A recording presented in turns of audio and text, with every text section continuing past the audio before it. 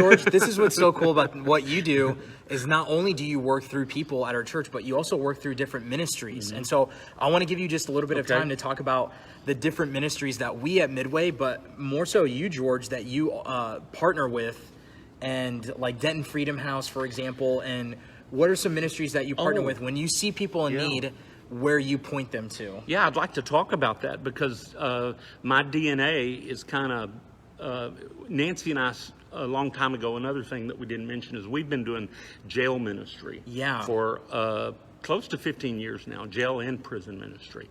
And so it has allowed us to get used to being around really broken people with legal problems and all kind of crises in their lives. So it has allowed us a nerve and an ability to connect with people and love people unconditionally that some people, find it a little more difficult, a little more challenging. What do you do with a person when they come to you and they're just buzzed out on meth, And so, but we have a lot of experience there. And one of our partners that I really love is the Denton Freedom House. And here's what's so cool. Denton Freedom House is foremost, it's a faith-based rehab for men with addiction. So when a man is on the street and he's addicted, all he's got to do is say, I want help.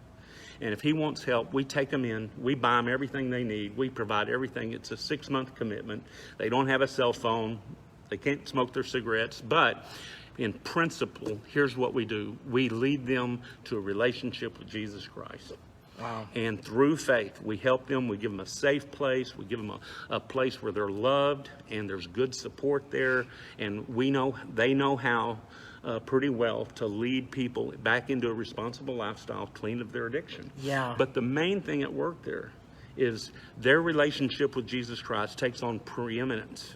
And they get to see God work in them, they get to see God work in others. And when they're done, it is no mystery of how God heals life. And you have people that go through this program and they've witnessed it, they've seen it in others, and then I could take one of those guys and with me to go help someone. I don't have to sit down and explain anything because they know. They're ready to go. They know. And they know what that's like, going through those circumstances. And so in addition to the men's home, we also now have just started this last week a woman's home. We've got our first woman into a woman's home, and this is so exciting because this was this was last month. Just the last couple of weeks they had the first woman. So it took us a month to get the home ready.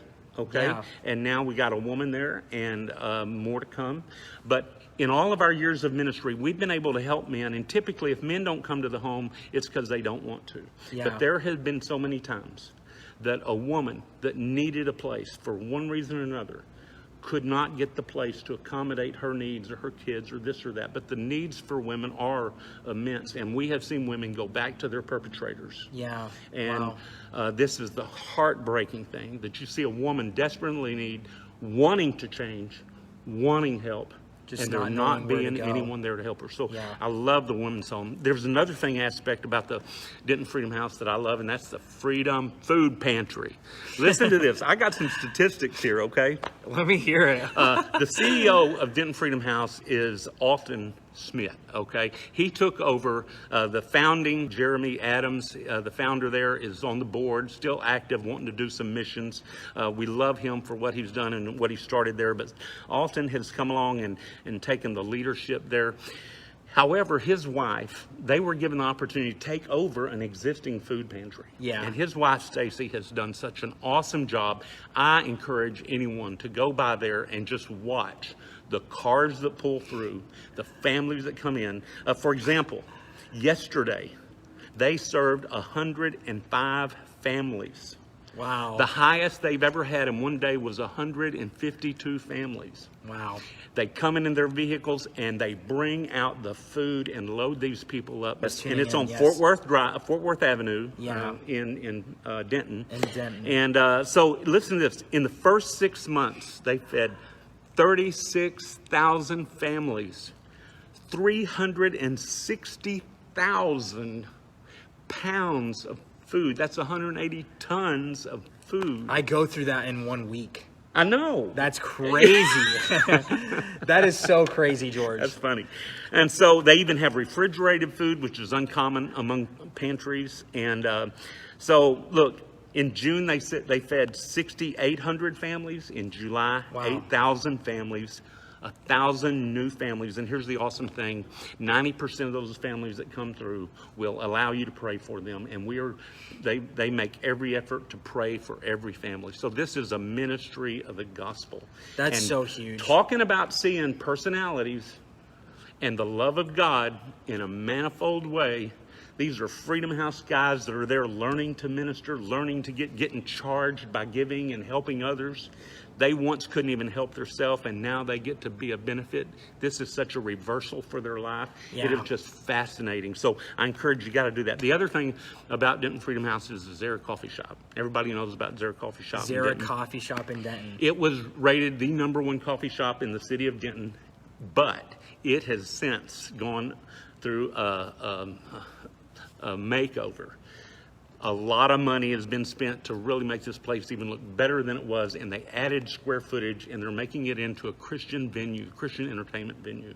So support Zara, because when you support Zara, the money, a large portion of that money is going to the men's home, women's home, and the food pantry. And so it is a side ministry for sure. This is a great partnership for our church and our community. They do so much for so many families in our community, helping the down and out. And this was a need that we recognized as a church. Just going back, this was a need that we recognized as a church. Is man, we want to be the hands and feet of Jesus, and we want to minister to those in need.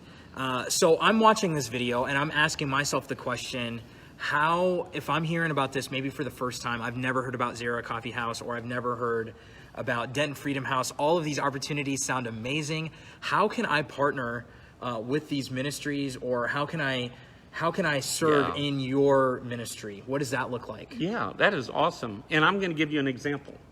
Darren Lauer comes in our body this last fall. Okay, we love Darren, gifted man, and he has now joined the board. Okay, so we have in our church 3 people that are on the board of the Denton Freedom House. Ken Willingham joined when I joined several years ago. And he is the CFO of Denton Freedom House, and he runs our meetings. He facilitates all of our board meetings, and he just has this gift of just everything around him grows and stabilizes and gets better in quality. So Darren has now joined the board, and Darren has a particular gift. He is a great Bible teacher and an effective mentor. Wow. And when he goes into the Denton Freedom House, it didn't take those guys long of him teaching Proverbs that, hey, they love him, they connect with him, and he knows how to help these young men feel like a man again and to serve God and love serving God. He's got a really nice gift. So look, this is an example. If you want to serve and you want to help, come see me, come see Darren, come see Ken. We have a lot of others in our body that really contribute and support and help the Denton Freedom House. So great connection there. Also, if you want to help with benevolence, that will not be hard. This is easy, okay? If you think, well, I need training, we will train. We will help you. We will do whatever you need to do to connect, to help you, to get you involved. And actually, we do spend a lot of time helping people connect and fit in the body. And I will tell you, it's going to be boring. It's not going to be much fun. There won't be nothing to do. You'll sit around kind of twiddling your thumb. No, that's not going to happen. Okay? No, not at all. You're going to love this. And so, this is I want to state this too, because I think this is important. This is the misnomer. I think a lot of times we look at evangelism or meeting strangers and ministering to strangers as something that only extroverted people can do. And we kind of single ourselves out as like, oh, if I'm an introvert, I can't be a part of evangelism. I can't minister in that way. That's just not my particular spiritual gifting, is what people might say. And I think there's such a huge miss in that, because Jesus, he states this in Matthew 25, verses 31 through 46, where he talks about the least of these, and he talks about just having that compassion, being brokenhearted for somebody. And so I always ask myself the question, I always ask other people the question, what breaks your heart? What is something that just breaks your heart? And serve there. Because here's the deal, whether you're introverted or extroverted, like there's a way that George, especially George, can get you to serve in these local outreaches and in these ministries to help those in need. It doesn't matter if you are more of a public speaker or if you are more of administration or whatever your skill set might be. There should not be any excuse. There isn't. No. Yeah. And I'll just say this. Here's what I love about Midway. There's a lot of things I love about Midway. Okay, but the compassion and the generosity of this church overflows. When COVID came around, we had so many people that gave just because they cared about people. Here, use this money however you need it to help people.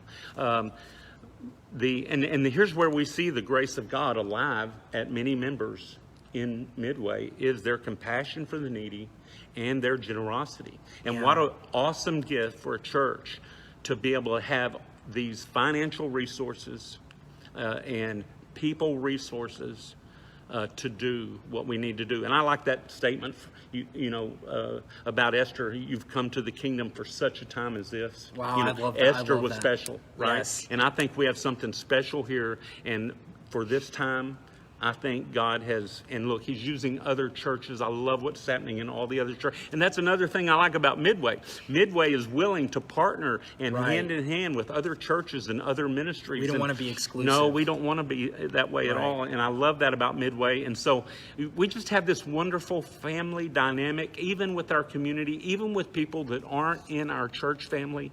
We have this hand that reaches out and says, join, be our family, be a part of our family. Yeah, that is so true. And so, and George, I just want to thank you once again for being a part of this video and getting to talk a little bit about your ministry. There are so many things happening, and here's another thing is I want to take a second. This isn't going to be the last time that we want to host a Facebook Live event with you because I want to be able to break down and talk about your prison ministry and about your book that you wrote. Now, if you guys don't know, for those of you that don't, George wrote a book.